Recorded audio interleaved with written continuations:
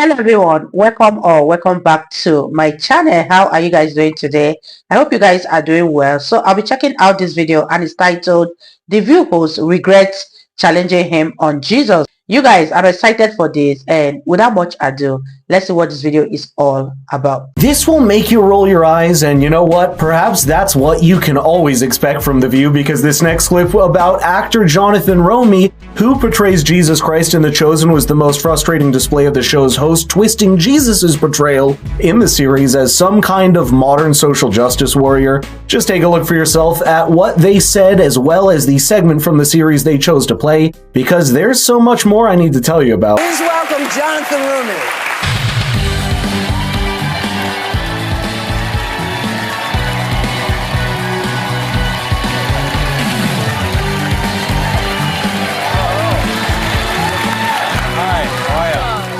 Hi guys. Wow. I feel like I should bless myself. I feel like doing this. I've got some water here. He's got I some can water. help the water if you want. I got some water right We were just saying, at least you're not a blonde, blue-eyed Jesus, finally. What? That's what Joy Behar chose to lead with? For what reason? Even for a story as great as this gets reduced to petty culture wars when you're on The View. Let me give you a broader perspective. Anyone that understands the anthropological history of the Middle East 2,000 years ago, as well as Christian theology itself, knows the physical characteristics and appearance of Jesus Christ have always been a matter of contention and debate. For instance, that Jesus necessarily had brown hair or eyes is also as little rooted in verifiable fact as the idea that he had other physical traits, and here's the historical reason for that. The Bible does not have a detailed description of what Jesus Christ looked like, and the second commandment forbids making graven images of him to avoid people worshiping God through an idol. That means that for hundreds of years after his life, we don't find reliable pictures, portraits, or statues of him that could point to the specific details of what Jesus Christ actually looked like. Now, while it may be true that Jesus had dark hair and dark eyes given the people that he came from, no one can say it with complete conviction, especially when you're speaking about someone with such religious and historical significance. But the truth is, this criticism is only a layer deep. The View had other bad takes that I need to pick apart, because their reading of the Jesus story through the lens of a modern left just leaves a bad taste to begin with. Take a look at what Sonny Hostin had said. I think what was fascinating to me is growing up, I always saw the blonde-haired, blue-eyed Jesus, right? And now I go to a Black Catholic church and Jesus is brown. Yeah. And I think it seems that you took such great pains to do that in this and to portray him as he probably likely was, since this was the Middle East, right? Most people don't know that. Yeah. And he's also Jewish. So the show explores that. The way Judaism is woven into the story in such a beautiful way. Your cast is extremely diverse.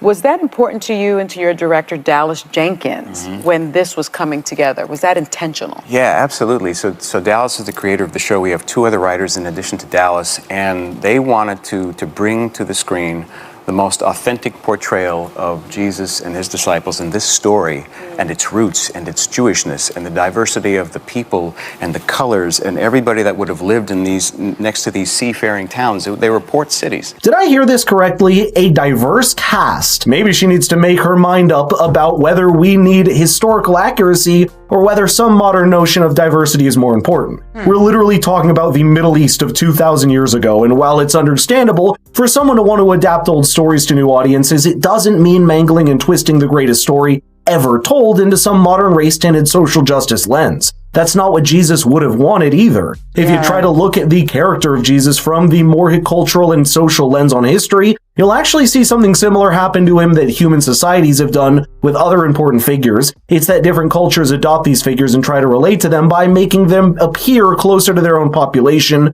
Throughout history, that has been a large part of how religion is spread in the first place, because both their ideas and appearance would evolve and overlap with the host culture until they became a part of it over generations. If you take the African continent, the religious Christian community in Ethiopia have created the Ethiopian Orthodox Christian art. It is paintings like this where Jesus Christ is depicted as healing a blind man while in a darker skin tone. Wow, you guys, what are your thoughts on this video? The View host would never cease to amaze me by how they came at this man, because nobody said Jesus couldn't have a darker hair and a darker eye color, because it is who you believe that he is to you. And there's nowhere in the Bible where it is indicated that Jesus had a brown hair or a blue eyes.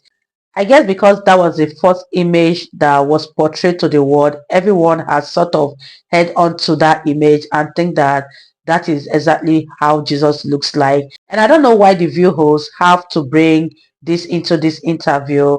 These women are so unhinged. And let me know what you guys think about this video in the comment section down below. And let's continue watching, you guys.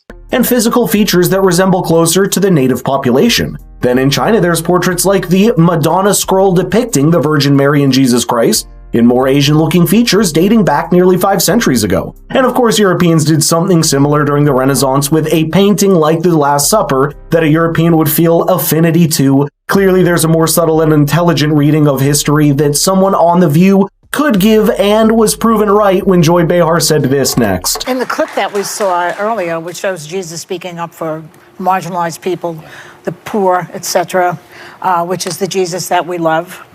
Not everyone interprets that message the same way these days. Religion in this country even seems weaponized at times. As a man of deep faith, which you obviously are, does that frustrate you at all? You know, in that clip, we see Jesus basically taking to task the Pharisees that have essentially perverted the law or taken the faith and made it about the specificity in the letters of the law versus the heart of the law versus the community. You know, they were taking great pains to follow the law at the expense of the followers. And there was injustice in that. And, you know, anytime you see injustice taking place, Jesus is not going to be happy about that. What a convenient thing to do for someone like Joy to use half the teachings of religion to try and bolster her worldview, while disregarding the convenient other half. As much as someone might try to make Jesus Christ's teachings fit a modern political lens, they simply do not. Those teachings form the foundation of something that's much grander and far above the concept of individualism versus collectivism that we have today. And it's just sad when something like this happens, where people would ride on the shoulders of ideas to make their point and get off the moment that it's not politically convenient. There have been plenty of examples of The View doing the exact same thing, especially against more outwardly religious and political figures they don't like. For example, Speaker Mike Johnson, Whoopi Goldberg herself, has even used religion to try and justify her more radical policies on the trans debate around children. But for once on the panel, it was refreshing to hear Jonathan Rumi offer a deeper meaning of what it meant for him being a person of faith. So I moved to LA, and for 8 years, I didn't have the safety of the job that I left in New York. It's a different unions and all sorts of complications to do the same thing in LA, but that's not what I was going to LA for. So I had to do all these other jobs, these side jobs. I drove rideshare, I worked in catering, all these things that I'd never done before, and gotten to the point where I was broke, I was out of money, I was out of food, I was out of even government assistance for food, and the only thing I hadn't done at that point was the thing that was left to do, which was to get on my knees and surrender my entire life and my career and everything that I had up to that point over to God, because there wasn't anything I realized I could do on my own. That's what this segment should have felt like from the start, instead of devolving into the same political back and forth that we've all grown tired of. But it's still interesting to see how the panelists at The View prove themselves incapable of offering any deeper thought on issues, no matter if they're political, social, or religious. Let me know in the comments what you thought about this exchange, and share this clip with your friends and family that need to see it. There's certainly no doubt that segments like this just tell you how you can't trust most of the legacy media that are less interested in genuine dialogue and more interested in protecting their image and feeding their audience what it wants. Wow, you guys, that was such an interesting one. I love the fact that he went through everything that he went through, and at the end of the day, he surrendered everything to Jesus and his life became better. But the view hosts wouldn't discuss anything like that, but instead they want to bring grace into everything. Let me know what you guys think about this video so far. Leave your thoughts in the comment section down below, and I'll see you all in my next video. Bye guys.